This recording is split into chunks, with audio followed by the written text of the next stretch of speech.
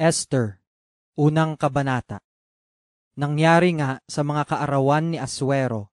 Ito ang Assuero na naghari mula sa India hanggang sa Ethiopia, sa 127 lalawigan. Na sa mga kaarawang yaon, nang maupo ang Haring Assuero sa luklukan ng kanyang kaharian, na nasa Susan na bahay-hari. Sa 3 taon ng kanyang paghahari, siya'y gumawa ng isang kapistahan sa kanyang lahat ng mga prinsipe at mga lingkod niya. Ang kapangyarihan ng Persya at Media, ang mga mahal na tao at mga prinsipe ng mga lalawigan ay nangasa harap nga niya. Nang kanyang ipakita ang mga kayamanan ng kanyang maluwalhating kaharian at ang karangalan ng kanyang marilag na kamahalan na malaong araw, na 180 araw.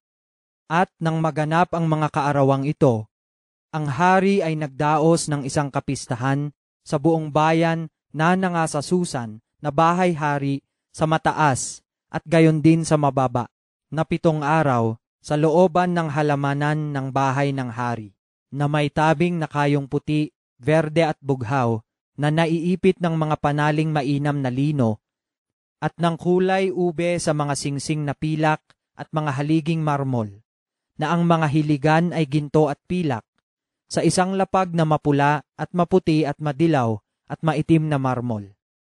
At sila'y nangagbigay sa kanila ng inumin sa mga sisidlang ginto, na ang mga sisidlan ay magkakaiba, at saganang alak hari, ayon sa kasaganaan ng hari.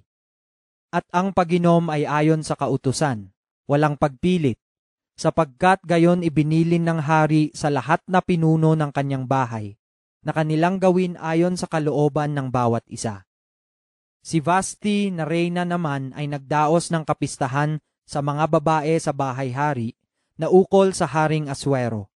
Nang 7 araw, nang masayahan ang puso ng hari sa pamamagitan ng alak, kanyang iniutos kay Mehuman, kay Biztha, kay Harbona, kay Bigtha, at kay Abagtha, kay Zetar, at kay Karkas, na 7 kamarero na nangaglilingkod sa harapan ng Haring Assuero. Nadalhin si Vasti na reyna na may 7 pagkareyna sa harap ng hari, upang ipakita sa mga tao at sa mga prinsipe ang kanyang kagandahan, sapagkat siya'y may magandang anyo. Ngunit ang reynang si Vasti ay tumanggi na pumaroon sa utos ng hari sa pamamagitan ng mga kamarero. Kaya't ang hari ay lubhang nag-init, at ang kanyang galit ay nag-alab sa kanya. Nang magkagayoy, sinabi ng hari sa mga pantas na nakakaalam ng mga panahon, sapagkat gayon ang paraan ng hari sa lahat na nakakaalam ng kautusan at ng kahatulan. At ang sumusunod sa kanya ay si Karsena, si Sethar, si Admatha, si Tarsis, si Meres, si Marsena, at si Memukan, na 7 prinsipe sa Persya at Media, na nangakakita ng mukha ng hari at nangaupong una sa kaharian. Anong ating gagawin sa reynang si Vasti ayon sa kautusan? Sapagkat hindi niya sinunod ang bilin ng Haring Assuero sa pamamagitan ng mga kamarero? At si Memukan ay sumagot sa harap ng hari at ng mga prinsipe. Ang reynang si Vasti ay hindi lamang sa hari nagkasala, kundi pati sa lahat na prinsipe at sa lahat ng mga bayan na nangasa lahat na lalawigan ng Haring Assuero. Sapagkat ang gawang ito ng reyna ay kakalat sa lahat ng babae, upang hamakin ang kanilang mga asawa sa harap ng kanilang mga mata, pagka nabalitaan. Ang Haring Assuero ay nagpautos kay Vasti na reyna na dalhin sa harap niya, ngunit hindi siya naparoon.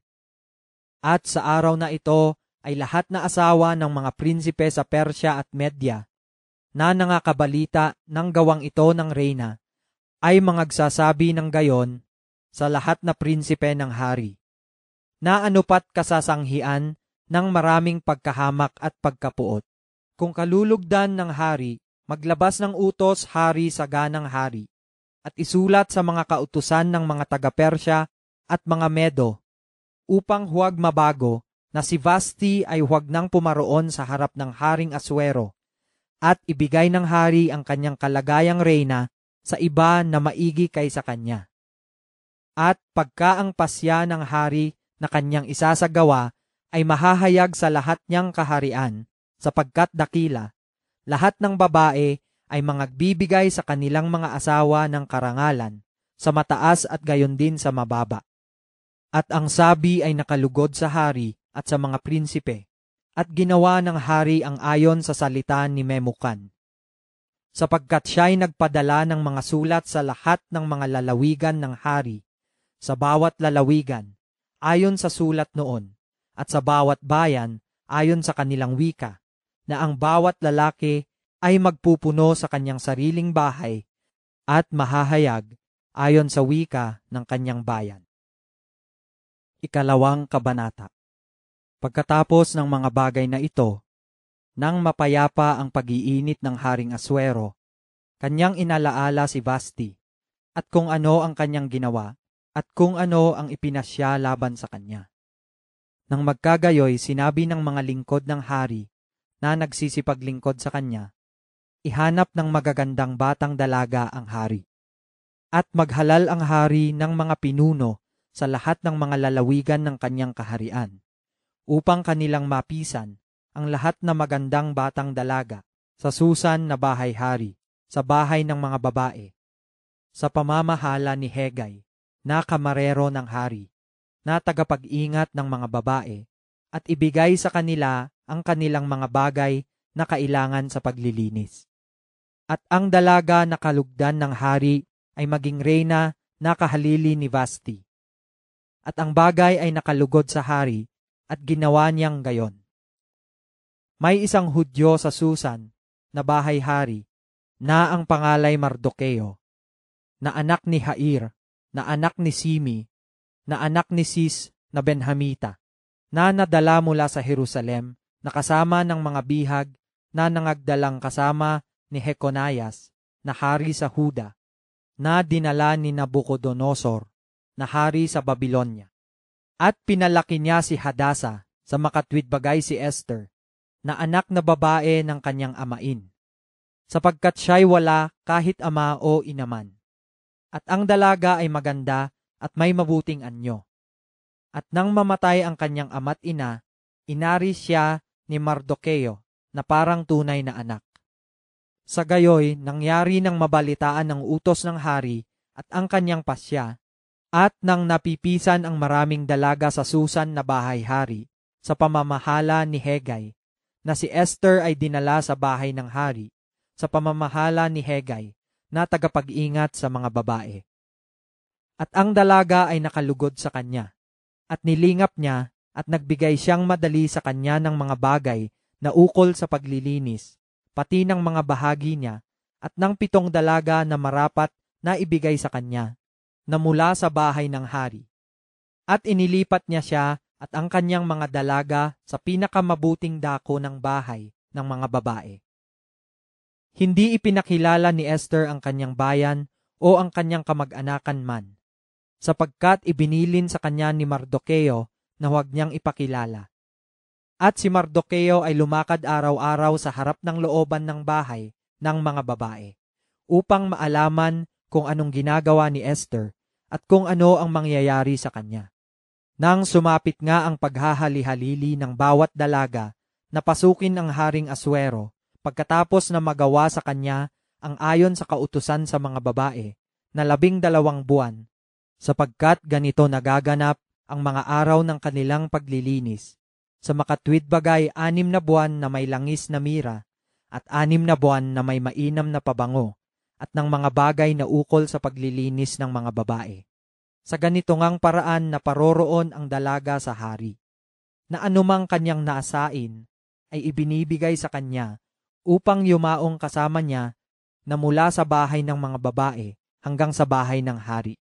Sa kinahapunan ay naparoroon siya, at sa kinaumagahan ay bumabalik siya sa 2 bahay ng mga babae sa pamamahala ni Saasgaz, na kamarero ng hari, na nag-iingat sa mga babae. Hindi na niya pinapasok ang hari, malibang ang hari ay malugod sa kanya, at siya'y tawagin sa pangalan.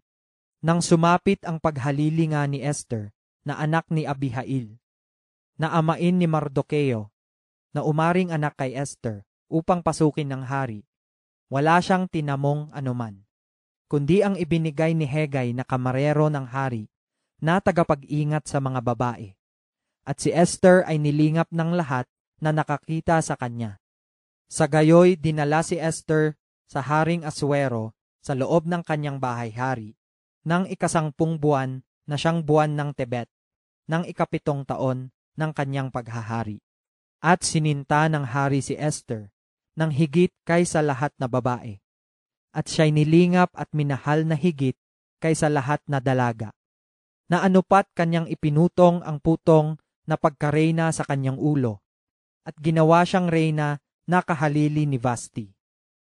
Nang magkagayoy, gumawa ang hari ng malaking kapistahan sa kanyang lahat na prinsipe at kanyang mga lingkod, sa makatwidbagay kapistahan ni Esther, at siya'y gumawa ng pagpapatawad ng sala sa mga lalawigan, at nagbigay ng mga kaloob ayon sa kalooban ng hari.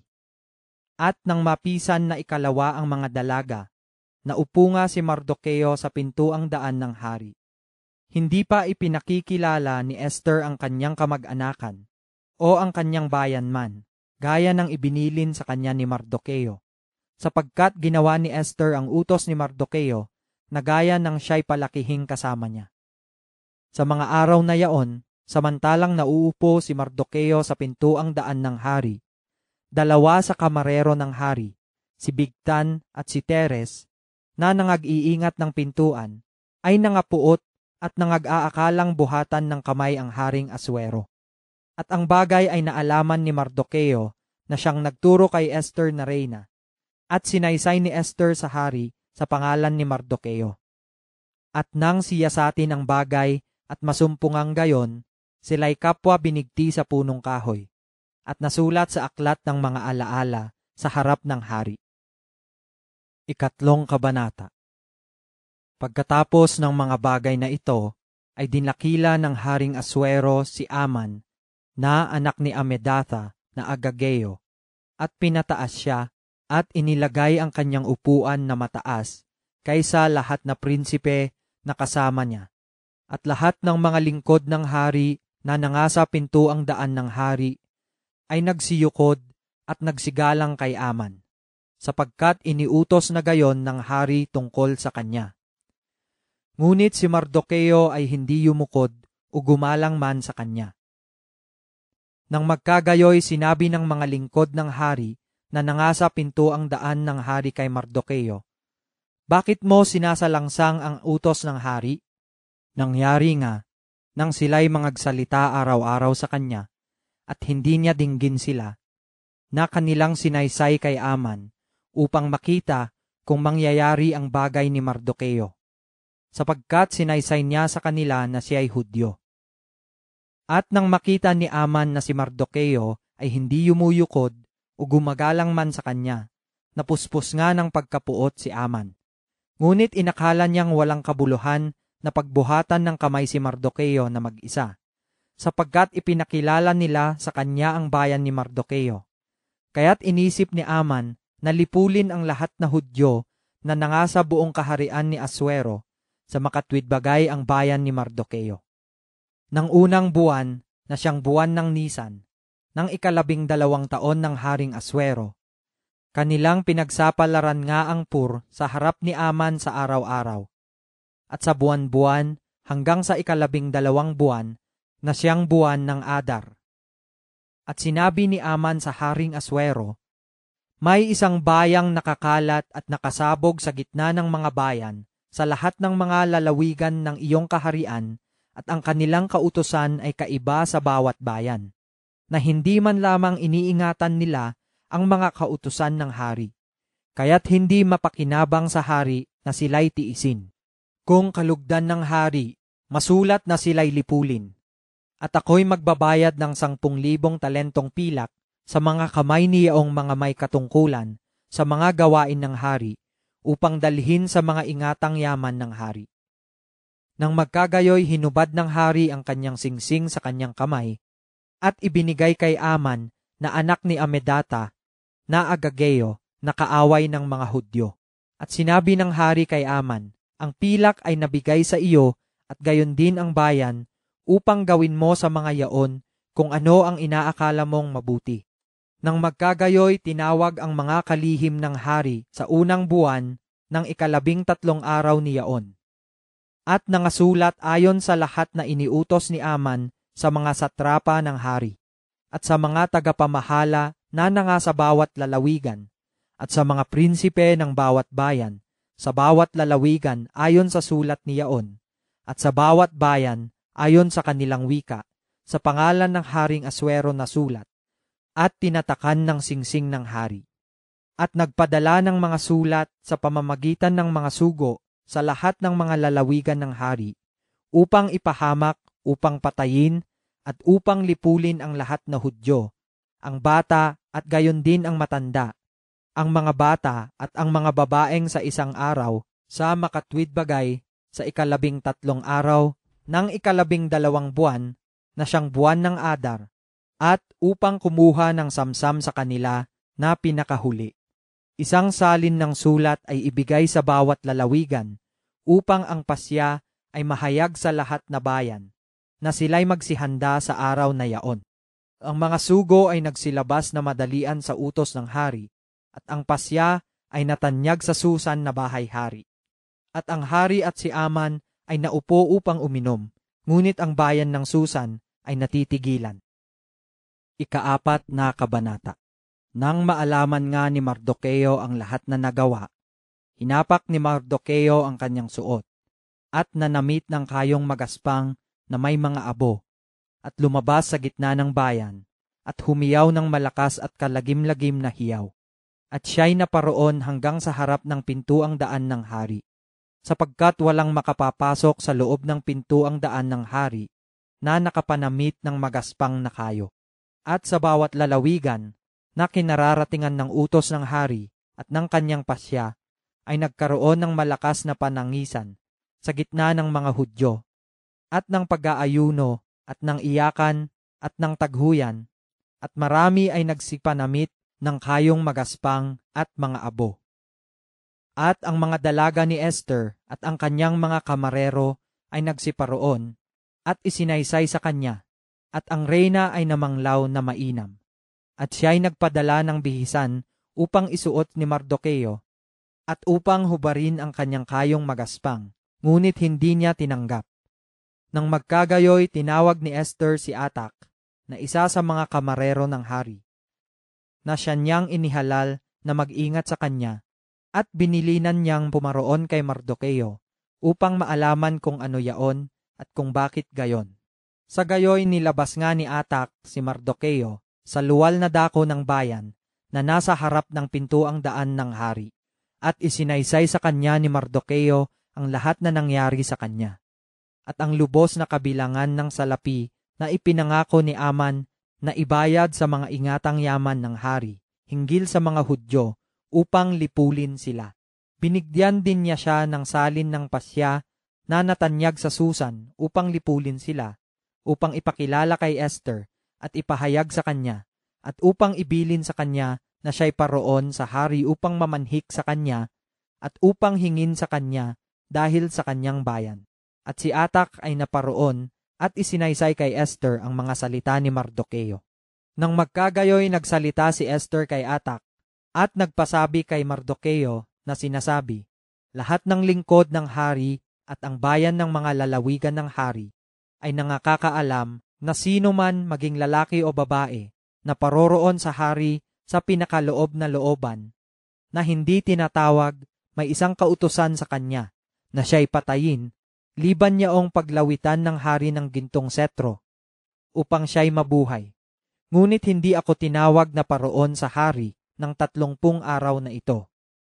At isinaysay nila kay Mardokeo ang mga salita ni Esther. Nang magkagayoy, pinapagbalik ng sagot sila ni Mardokeo kay Esther.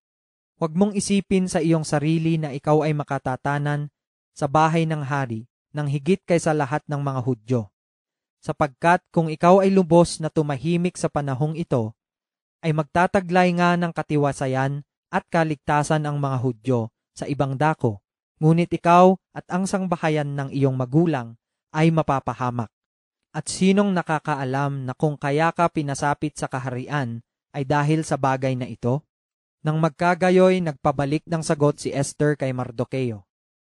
Ikaw ay yumaon, pisanin mo ang lahat na Hudyo na nangakaharap sa Susan, at ipag-ayuno ninyo ako, at huwag kayong magsikain o magsiinom man na 3 araw, gabi o araw. Ako naman at ang aking mga dalaga ay mag-aayuno ng gayon ding paraan. At sa gayoy papasukin ko ang hari na hindi ayon sa kautusan, at kung ako'y mamatay ay mamatay. Sa gayoy yumaon si Mardukeo at ginawa ang ayon sa lahat na iniutos ni Esther sa kanya. 5 kabanata.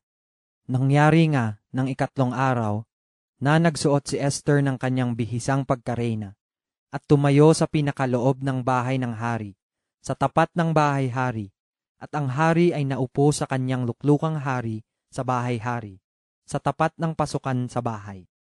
At nagkagayon nang makita ng hari si Esther na reyna na nakatayo sa looban, na siya'y nagtamo ng biyaya sa kanyang paningin. At inilawit ng hari kay Esther ang gintong setro na nasa kanyang kamay. Sa gayoy lumapit si Esther at hinipo ang dulo ng setro. Nang magkagayoy sinabi ng hari sa kanya, "Anong ibig mo, Reyna Esther? At ano ang iyong hiling? Mabibigay sa iyo kahit kalahati ng kaharian."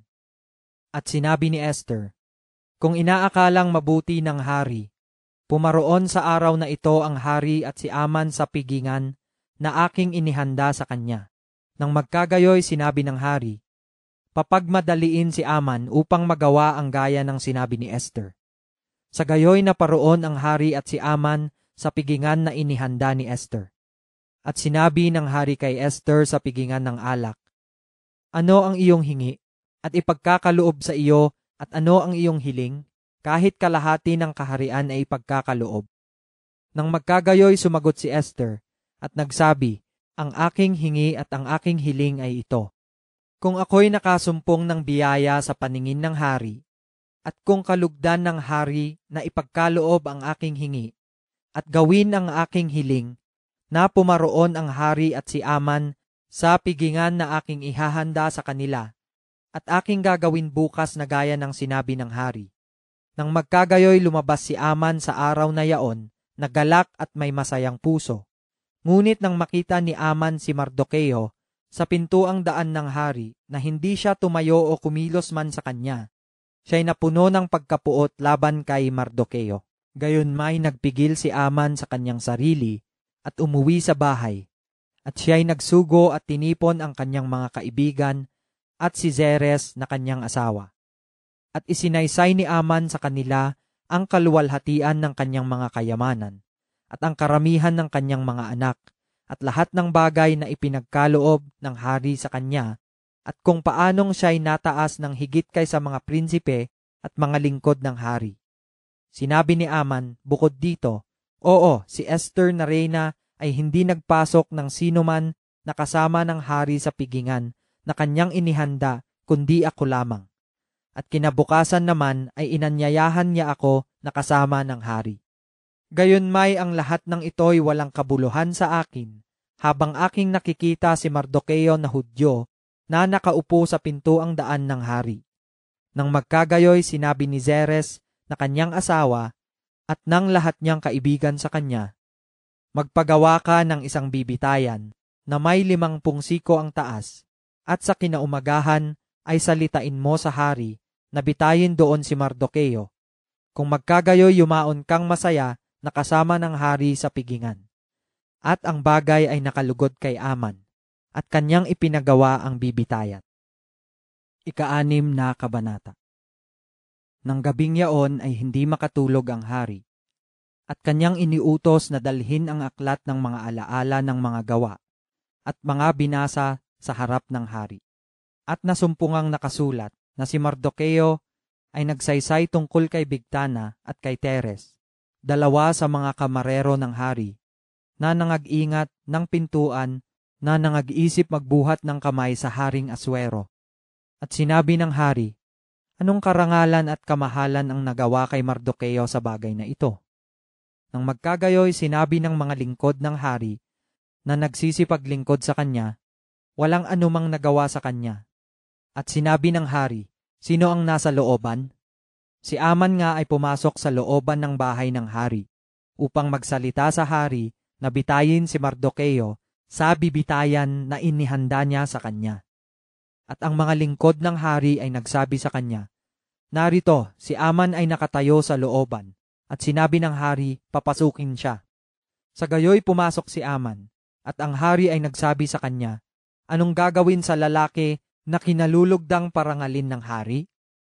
Sinabi nga ni Aman sa kanyang sarili, sino ang kinalulugdang parangalin ng hari na higit kaysa akin?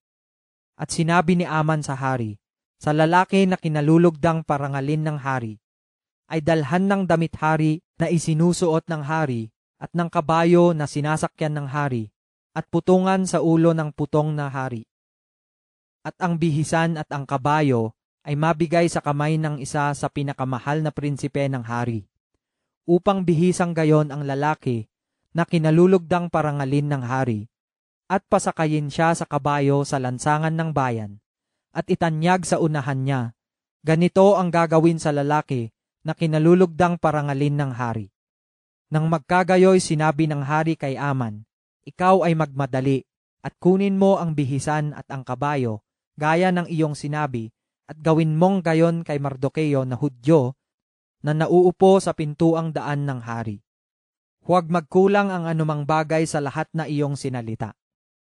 Nang magkagayoy kinuha ni Aman ang bihisan at ang kabayo, at binihisan si Mardukeo at pinasakay sa lansangan ng bayan at nagtanyag sa unahan niya. Ganito ang gagawin sa lalaki na kinalulugdang parangalin ng hari. At si Mardukeo ay bumalik sa pintuang daan ng hari. Ngunit si Aman ay nagmadaling umuwi, na tumatangis at may takip ang ulo.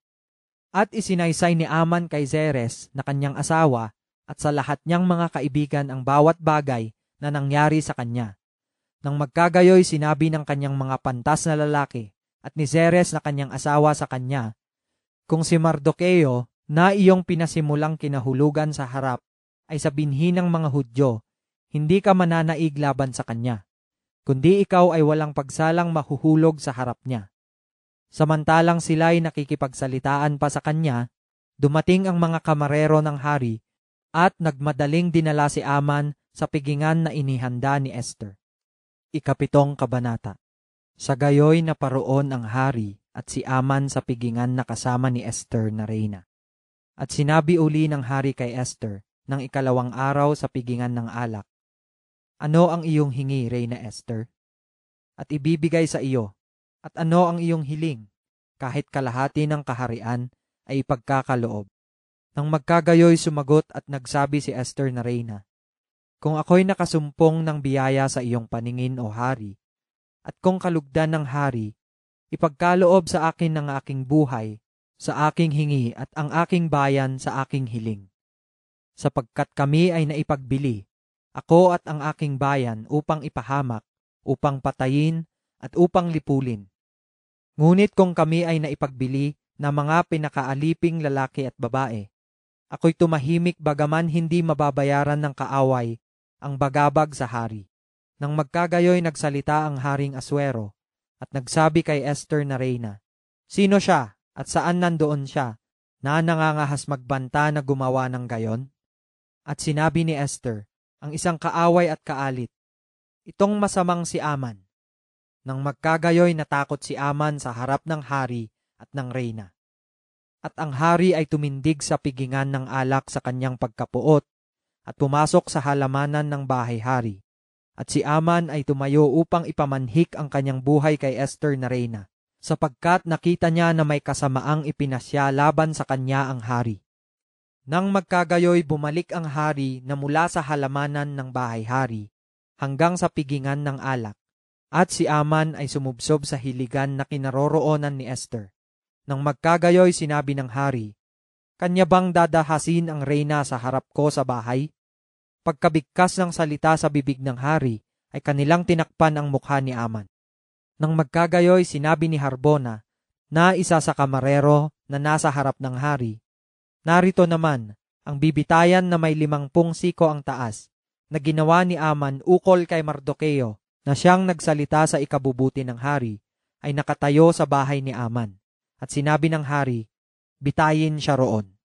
Sa gayoy binitay nila si Aman sa bibitayan na inihanda niya ukol kay Mardukeo. Nang magkagayoy napayapa ang kapuutan ng hari. 8 kabanata. Nang araw na yaon ay ibinigay ng Haring Aswero ang bahay ni Aman na kaaway ng mga Hudyo kay Esther na reyna. At si Mardukeo ay naparoon sa harap ng hari, sapagkat isinaysay ni Esther kung ano niya siya. At hinubad ng hari ang kanyang singsing na hinubad niya kay Aman, at ibinigay kay Mardukeo. At inilagay ni Esther si Mardukeo sa bahay ni Aman. At si Esther ay nagsalita pa uli sa harap ng hari, at nagpatira pa sa kanyang mga paa, at ipinamanhik sa kanya na may luha. Napawiin ang kasamaan ni Aman na Agageo, at ang kanyang banta na kanyang ibinanta sa mga Hudyo. Nang magkagayoy inilawit ng hari kay Esther ang gintong setro, sa gayoy tumindig si Esther, at tumayo sa harap ng hari. At sinabi niya, kung kinalulugdan ng hari at kung ako'y nakasumpong ng biyaya sa kanyang paningin, at ang bagay ay inaakalang matuwid sa harap ng hari, at ako'y nakalulugod sa kanyang mga mata. Masulat na tiwaliin ang mga sulat na ibinanta ni Aman na anak ni Amedata na Agageo, na kanyang sinulat upang lipulin ang mga Hudyo na nangasa lahat na lalawigan ng hari. Sapagkat paanong ako'y makapagtitiis na makita ang kasamaan na darating sa aking bayan? O paanong ako'y makapagtitiis na makita ang paglipol sa aking kamag-anakan? Nang magkagayoy, sinabi ng Haring Aswero kay Esther na reyna at kay Mardukeo na Hudyo, narito, ibinigay ko kay Esther ang bahay ni Aman, at siya ang kanilang binitay sa bibitayan, sapagkat siya'y nagbuhat ng kanyang kamay sa mga Hudyo. Sumulat naman kayo sa mga Hudyo kung anong maibigan ninyo sa pangalan ng hari, at tatakan ninyo ng singsing ng hari, sapagkat ang sulat na nasusulat sa pangalan ng hari at natatakan ng singsing ng hari ay walang taong makatitiwali. Nang magkagayoy tinawag ang mga kalihim ng hari ng panahong yaon sa 2 buwan na siyang buwan ng Sivan, ng 23 ni yaon, at nasulat ayon sa lahat na iniutos ni Mardukeo sa mga Hudyo at sa mga satrapa at sa mga tagapamahala at mga prinsipe ng mga lalawigan na nandoon mula sa India hanggang sa Ethiopia, na 127 lalawigan, sa bawat lalawigan ayon sa sulat ni yaon, at sa bawat bayan ayon sa wika nila, at sa mga Hudyo ayon sa sulat nila at ayon sa wika nila. At kanyang sinulat sa pangalan ng Haring Aswero at tinatakan ng singsing ng hari, at nagpadala ng mga sulat sa pamamagitan ng mga sugo na nagsisipangabayo na nangakasakay sa mga matulin na kabayo na ginagamit sa paglilingkod sa hari at sa mga batang dromedaryo, na pinagkakalooban ng hari ang mga Hudyo na nangasa bawat bayan na magpipisan at ipagsanggalang ang kanilang buhay upang magpahamak, pumatay at magpalipol sa buong kapangyarihan ng bayan at lalawigan na loloob sa kanila, sa kanilang mga bata at mga babae, at kumuha ng samsam sa kanila na pinakahuli. Sa isang araw sa lahat na lalawigan ng Haring Aswero, ng 13 araw ng 12 buwan, na siyang buwan ng Adar, isang salin ng sulat na ang pasyay ihayag sa bawat lalawigan, ay nahayag sa lahat ng mga bayan, at upang ang mga Hudyo ay magsihanda sa araw na yaon, na magsipanghiganti sa kanilang mga kaaway. Sa gayoy ang mga sugo na nangasasakay sa mga matulin na kabayo na ginagamit sa paglilingkod sa hari ay nagsilabas, na nangagmamadali at nangagtutumulin sa utos ng hari, at ang pasya ay nahayag sa Susan na bahay-hari. At si Mardukeo ay lumabas mula sa harapan ng hari, na nakapanamit hari na bughaw, at puti at may dakilang putong na ginto, at may balabal na mainam na lino at kulay ube, at ang bayan ng Susan ay humiyaw at natuwa. Nagkaroon ang mga Hudyo ng kaliwanagan at ng kasayahan, at ng kagalakan at ng karangalan. At sa bawat lalawigan at sa bawat bayan, Saan man dumating ang utos ng hari at pasya niya, ay nagkaroon ang mga Hudyo ng kasayahan at kagalakan ng kapistahan at mabuting araw. At marami na mula sa mga bayan ng lupain ay naging mga Hudyo, sapagkat ang takot sa mga Hudyo ay sumakanila. 9 na kabanata. Sa 12 buwan nga, na siyang buwan ng Adar, ng 13 araw ng buwan ding yaon, nang ang utos ng hari at ang pasya niya ay malapit nang gagawin. Nang araw na inaasahan ng mga kaaway ng mga Hudyo na magpuno sa kanila, yamang napabaligtad na ang mga Hudyo ay siyang naghari sa kanila na nangapupuot sa kanila. Ang mga Hudyo ay nagpipisan sa kanilang mga bayan sa lahat na lalawigan ng Haring Aswero upang magbuhat ng kamay sa mga nagbabanta ng kanilang kapahamakan.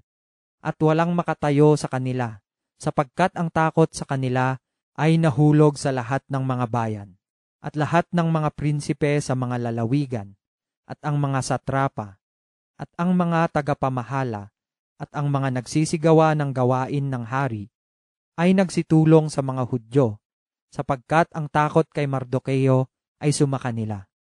Sapagkat si Mardokeo ay dakila sa bahay ng hari, at ang kanyang kabantugan ay lumaganap sa lahat ng mga lalawigan. Sapagkat ang lalaking si Mardokeo ay dumakila ng dumakila, at sinaktan ng mga Hudyo ang lahat ng kanilang mga kaaway sa taga ng tabak, at sa pagpatay at paggiba, at ginawa ang naibigan nila sa nangapupuot sa kanila. At sa Susan na bahay-hari ay nagsipatay ang mga Hudyo at nagsilipol ng 500 lalaki. At si Forsandatha, at si Dalphon, at si Asfatha, at si Foratha, at si Ahliya, at si Aridatha, at si Farmasta, at si Arisay, at si Ariday, at si Vaizatha, na 10 anak ni Aman, na anak ni Amedatha, na kaaway ng mga Hudyo, ay pinatay nila. Ngunit sa pagsamsam, hindi nila binuhat ang kanilang kamay. Nang araw na yaon ay ang bilang ng nangapatay sa Susan na bahay-hari ay dinala sa harap ng hari. At sinabi ng hari kay Esther na reyna, ang mga Hudyo ay nagsipatay at nagsilipol ng 500 lalaki sa Susan na bahay-hari at ng 10 anak ni Aman. Ano na ang kanilang ginawa kaya sa ibang mga lalawigan ng hari? Ngayon, ano pa ang iyong kahilingan? At ipagkakaloob sa iyo, ano pa ang iyong kahingian at gagawin? Nang magkagayoy sinabi ni Esther, kung kinalulugdan ng hari ipagkaloob sa mga Hudyo na nangasa Susan na gawin din bukas ang ayon sa pasya ng araw na ito, at ang 10 anak ni Aman ay mabitin sa bibitayan. At iniutos ng hari na gawing gayon, at ang pasya ay nabigay mula sa Susan, at kanilang ibinitin ang 10 anak ni Aman.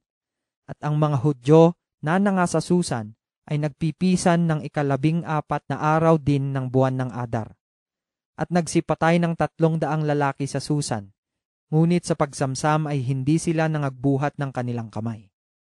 At ang ibang mga Hudyo na nangasa mga lalawigan ng hari ay nagpipisan at ipinagsanggalang ang kanilang buhay at nangagkaroon ng kapahingahan sa kanilang mga kaaway at nagsipatay sa mga nangapupuot sa kanila ng 75,000.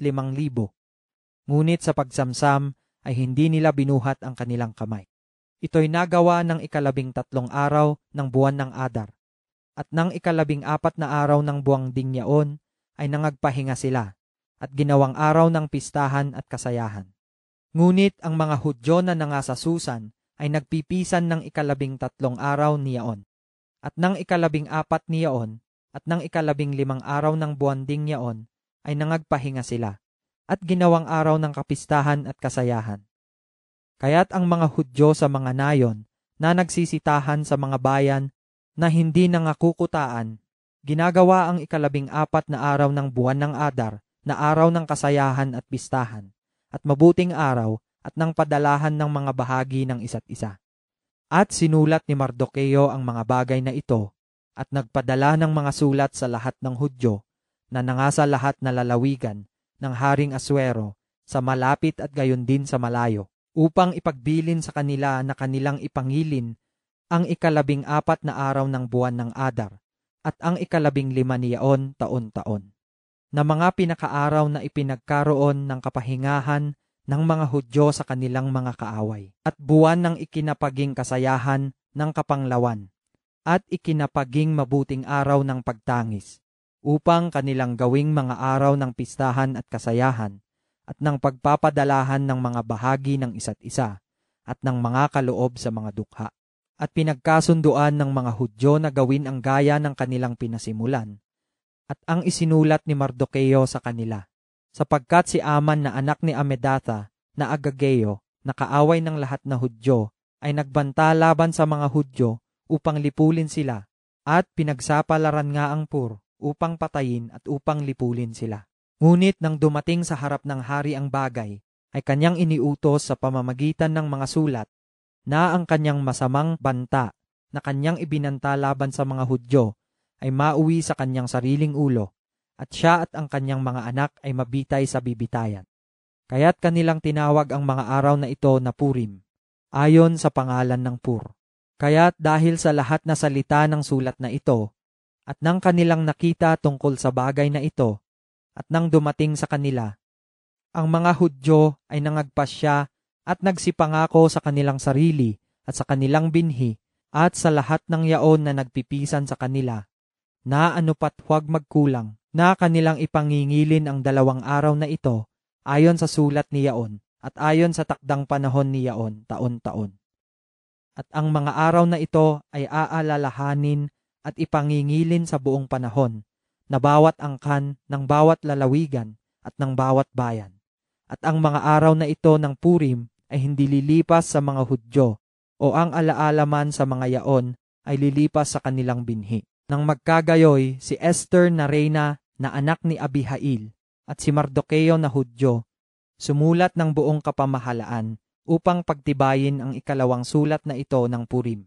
At siya'y nagpadala ng mga sulat sa lahat ng mga Hudyo sa 127 lalawigan ng kaharian ni Aswero na may mga salita ng kapayapaan at katotohanan, upang pagtibayin ang mga araw na ito ng Purim sa kanilang mga takdang panahon, ayon sa ibinilin sa kanila ni Mardukeo na Hudyo at ni Esther na reyna, at ayon sa kanilang ipinasya sa kanilang sarili at sa kanilang binhi, sa bagay ng pag-aayuno at ng kanilang pagdaing.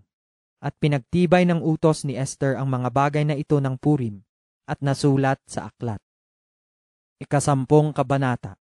At ang Haring Aswero ay nagatang ng buwis sa lupain at sa mga pulo ng dagat, at lahat ng mga gawa ng kanyang kapangyarihan at ng kanyang kakayahan, at ang lubos na kasaysayan ng kadakilaan ni Mardukeo na ipinagtaas sa kanya ng hari, hindi ba nangasusulat sa aklat ng mga alaala sa mga hari sa Media at Persia?